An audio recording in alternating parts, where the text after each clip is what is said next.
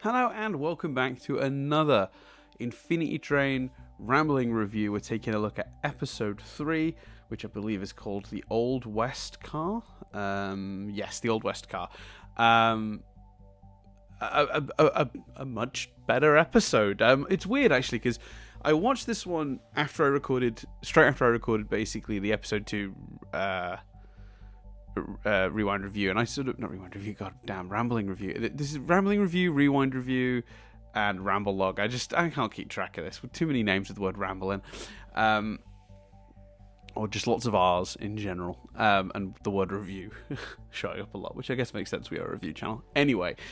So I first watched this one straight after I recorded episode 2's episode of this, and just avoid the name completely. That's the way around it. Unless I point it out, in which case it extends the whole thing. And my initial reaction was kind of mixed. I was like, this was a fun episode, but like I felt like the message was kind of muddled. It wasn't very clear.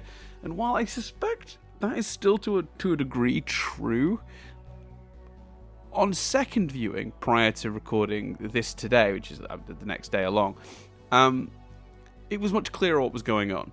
So there's an element of, as an audience member, there is a certain amount of responsibility on me to pay enough attention to understand, but there is also a certain element of responsibility on the creative team to make sure the ideas are communicated clearly, which is kind of ironic because the message of this episode is actually about understanding what's being communicated. So there is an odd irony to it.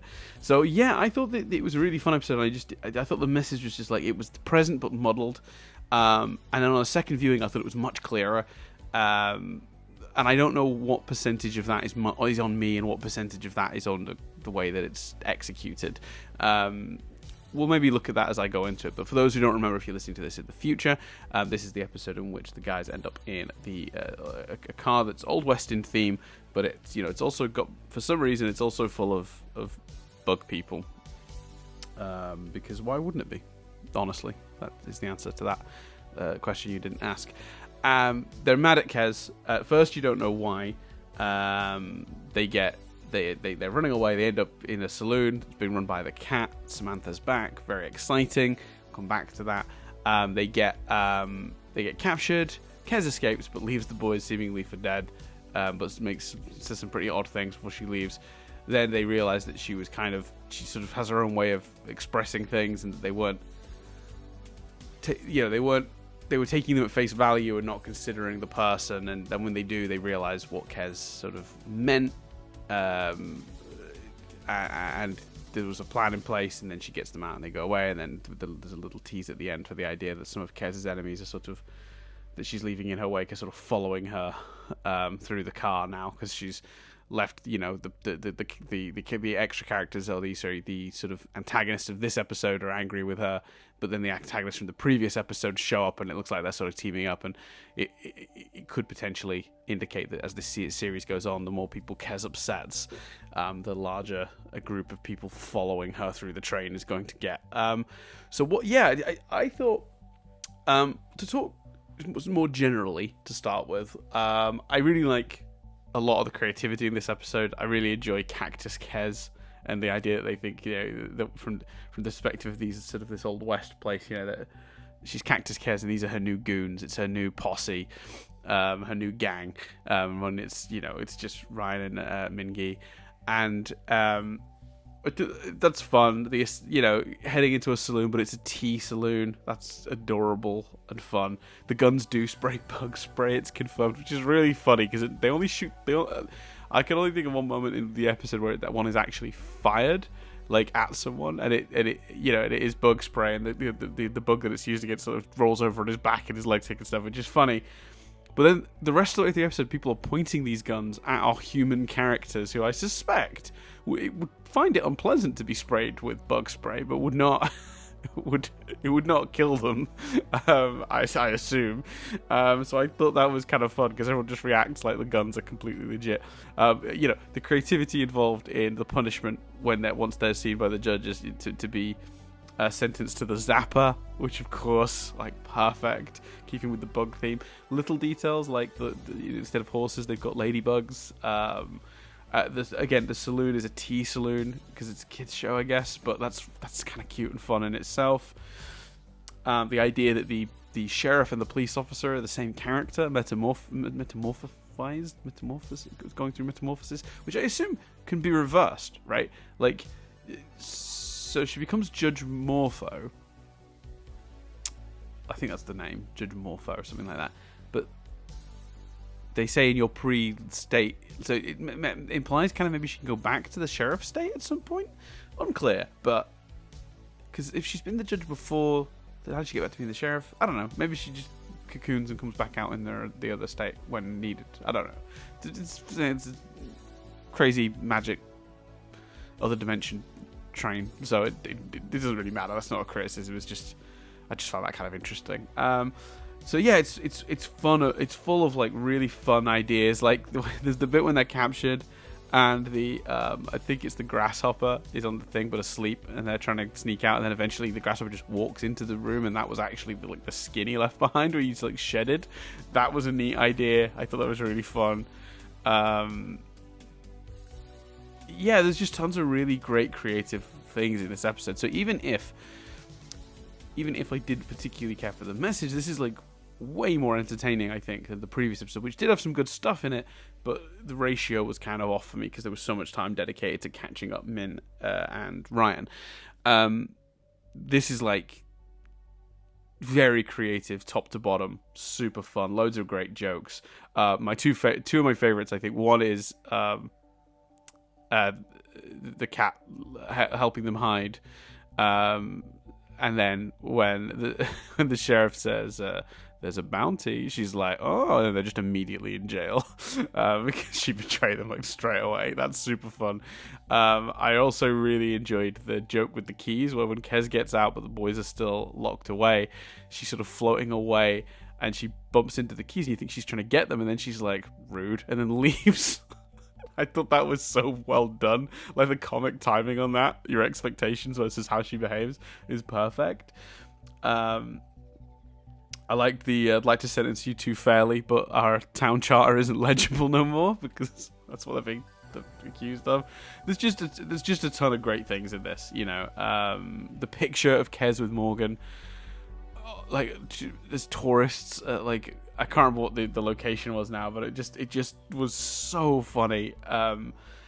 Yeah, a lot of really good, creative, funny things happen in this episode. So that all is positive. I figured it'd be better to start with the positives.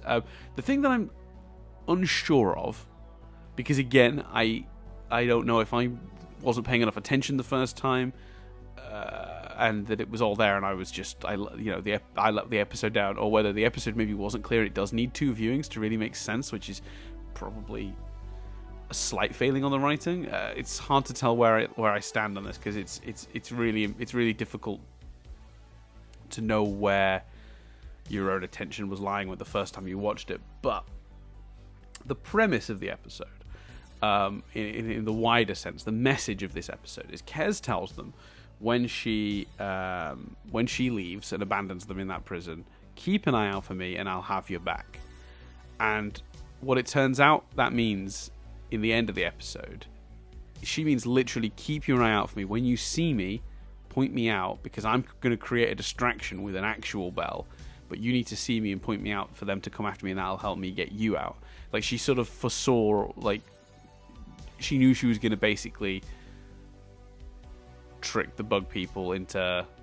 I mean, the simple answer would have been for her to fetch the key, but, you know, Kez obviously doesn't think and behave the way a person would, so you have to sort of like give her that benefit of the doubt, and that is kind of the premise of the episode. Is she says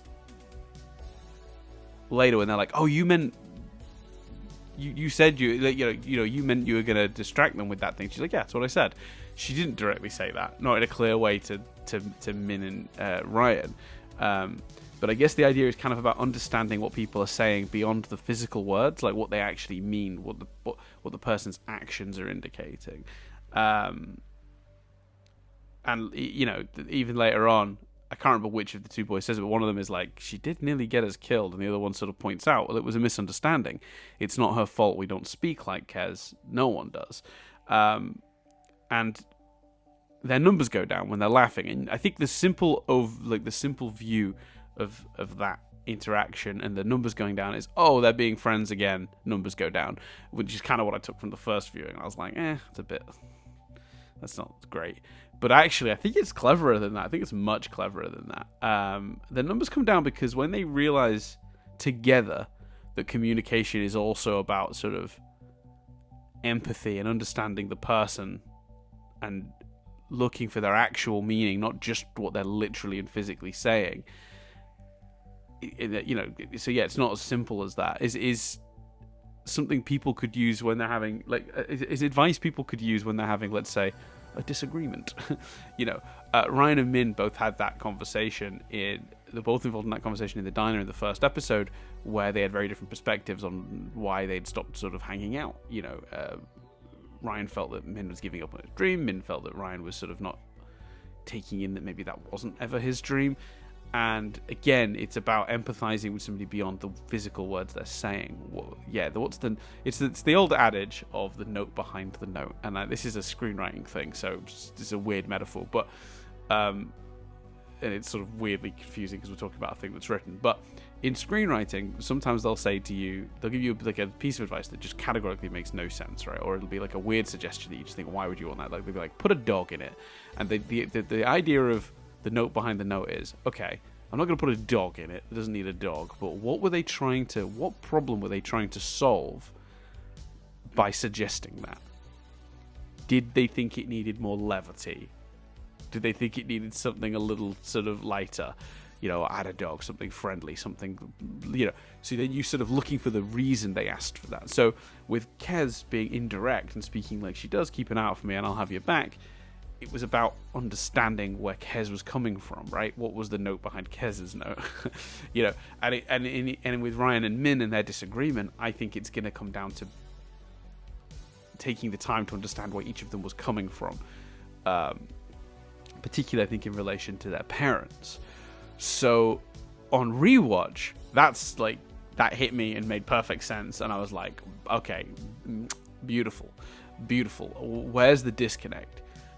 So I tried looking at the words, the script, the way that, I tried looking through it and really paying attention to every sentence spoken to try and figure out where I got disconnected the first time watching it.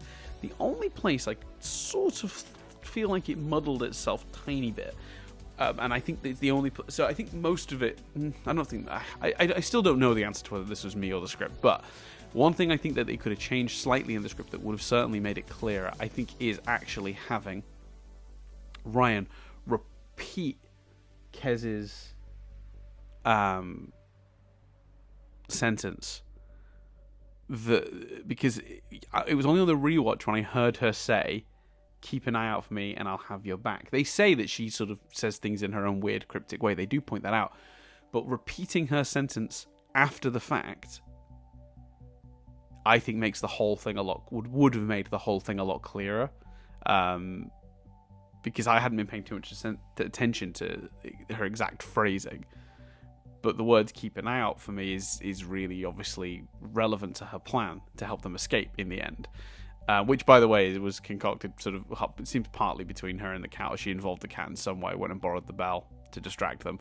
So the cat was like, yeah, I got a bounty and now you guys owe me a favor, so win-win for me.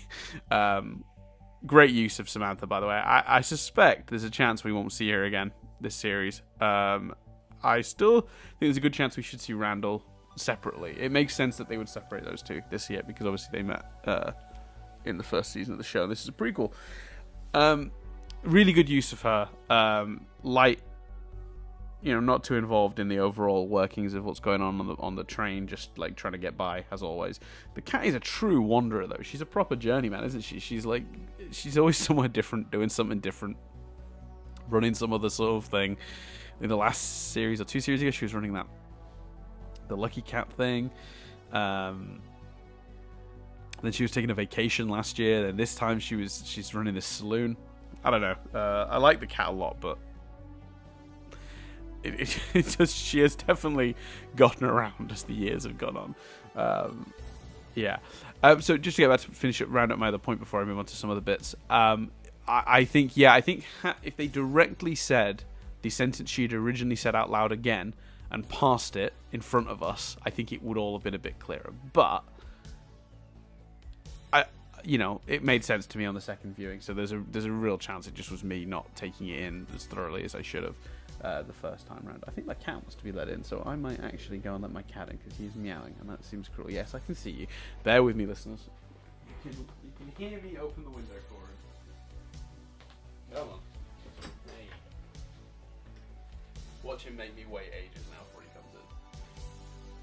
Come on. There he goes.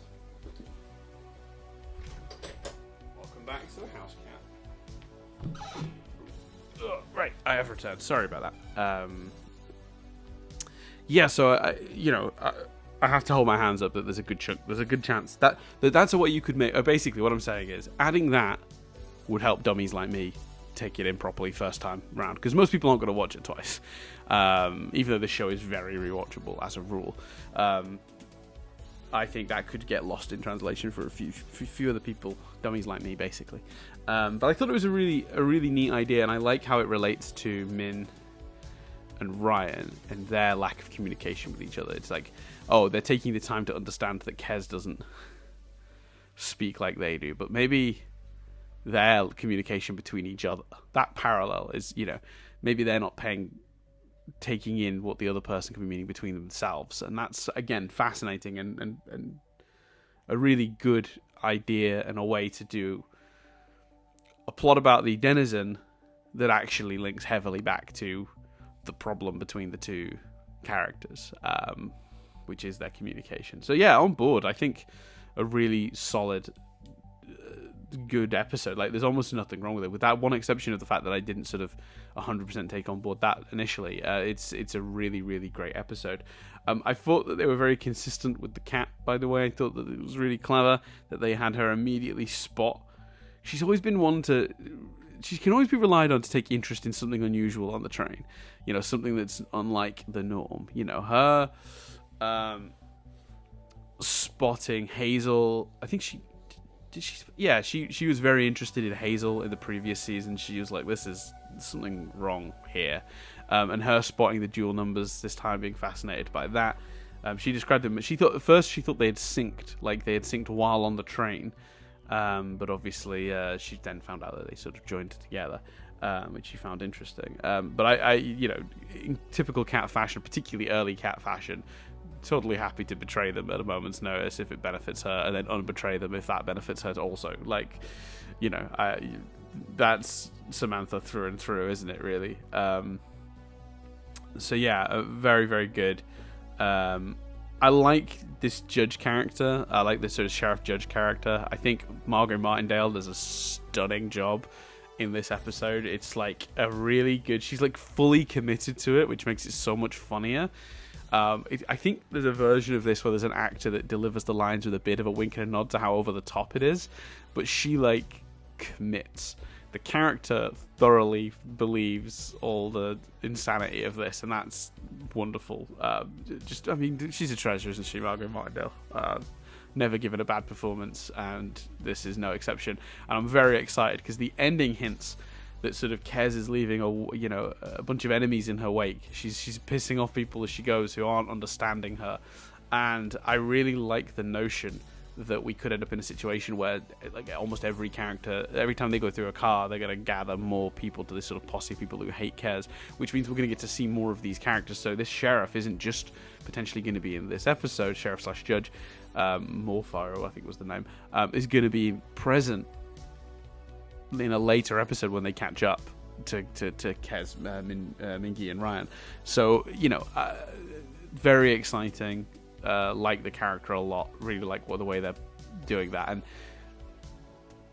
I don't know how that will necessarily tie into the overall plot with the two boys, but I guess that's going to really depend on, because in the next couple episodes, I suspect we're finally going to get some more context for their backstories. I still feel like we're missing a key element, a thing that the thing they're keeping from each other, You know, I suspect they both have there's an element to both their stories that the others don't. The other one doesn't know, and it's going to be about the fact they weren't communicating.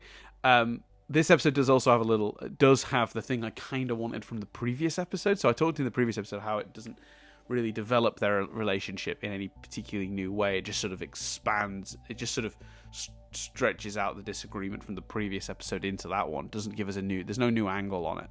Whereas this episode actually does. It really, well, maybe it does. Maybe I'm wrong. Maybe that it is kind of treading something they've already suggested. But I think this lays it out clearer. Basically, this episode has a moment where they talk about, you know, do you think our parents know where we are? They'll wonder where we went.